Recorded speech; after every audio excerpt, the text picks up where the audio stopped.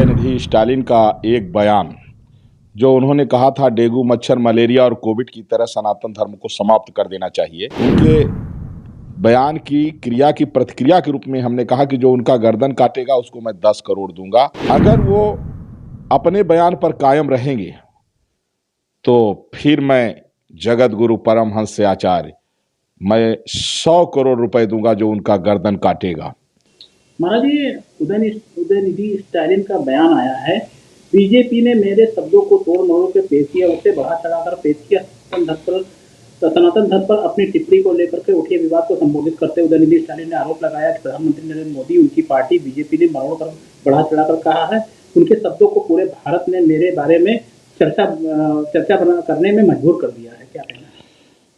तमिलनाडु मुख्यमंत्री के बेटे, खेल एवं युवा कल्याण मंत्री उदयनिधि स्टालिन का एक बयान जो उन्होंने कहा था डेंगू, मच्छर, मलेरिया और कोविड की तरह सनातन धर्म को समाप्त कर देना चाहिए, उस एक बयान ने INDIA गठबंधन को सनातन विरोधी मानने में मजबूर कर दिया।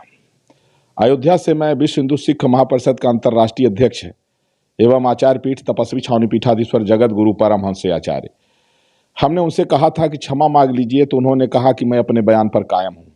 एक बार नहीं, कई बार उन्होंने कहा कि मैं अपने बयान पर कायम हूं।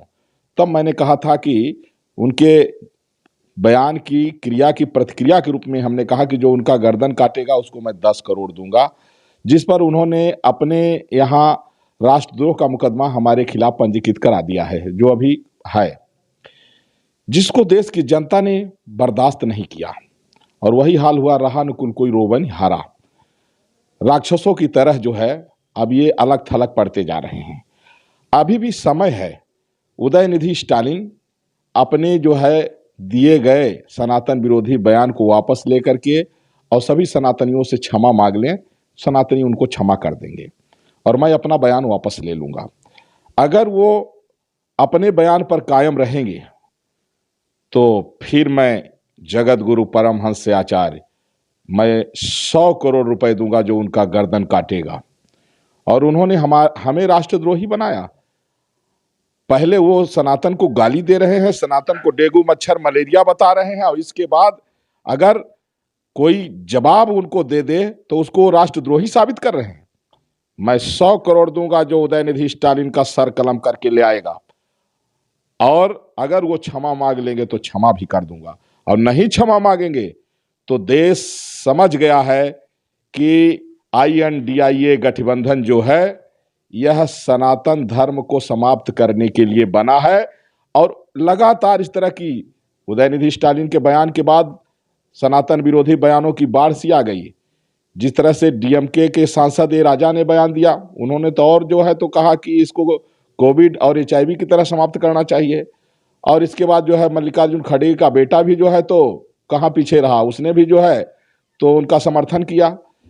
देशवासियों को ये बात अब समझ में आ गई कि INDIA गठबंधन सनातन धर्म को समाप्त करने के लिए बना है, इसलिए INDIA गठबंधन को ही समाप्त क्यों न कर दिया जाए, अब ये जनता ने मन में बैठा लिया है। और देश के माननीय प्रधानमंत्री नरेंद्र मोदी जी को मैं धन्यवाद दूंगा कि सनातन धर्म का उन्होंने पक्ष लिया। और जिस दिन जब 2 सीट में भाजपा थी और जब भाजपा ने ताल ठोका था कि रामलला हम आएंगे, मंदिर वहीं बनाएंगे, तो सेंट्रल में फुल मेजोरिटी से भाजपा आई और कई स्टेट में आ रही है।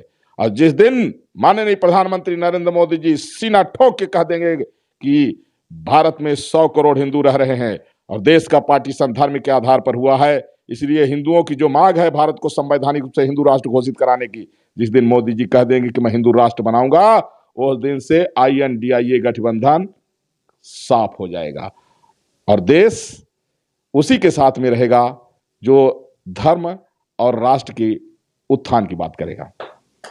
उन्होंने ये भी कहा कि भाजपा और मोदी जो है हमारे बयान को तोड़ मरोड़ किया है। तोड़ मरोड़ को तब कहते हो जब उनसे कहा गया, कई बार जो है चर्चा हुई तो वो खुद ही कह रहे थे कि मैं अपने बयान पर कायम हूं, तो तोड़ मरोड़ के कौन पेश कर रहा है? हमारे ऊपर उन्होंने राष्ट्रद्रोह का मुकदमा पंजीकृत कराया।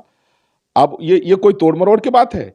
गाली वो दे रहे हैं, अगर उसका जवाब दे रहा हूं तो हमको राष्ट्रद्रोही बता रहे हैं। उनका बाप मुख्यमंत्री है तो वही सरेआम गुंडई है कि जो है उल्टा चोर कोतवाल को डांटे। इसलिए वो क्षमा मांग लें और जो हमारे ऊपर राष्ट्रद्रोह का मुकदमा पंजीकृत है उसको वापस कर लें, जनता क्षमा कर देगी। और नहीं तो हम इनाम बढ़ा के हमने 100 करोड़ कर दिया है। और जो भी सनातन विरोधी है, अगर रावण सीता को वापस कर दिया होता तो राम को वध करने की जरूरत नहीं थी, लेकिन जब सीता को वापस नहीं किया तो राम जी ने वध किया। उसी तरह से उदयनिधि स्टालिन का वध भी होगा।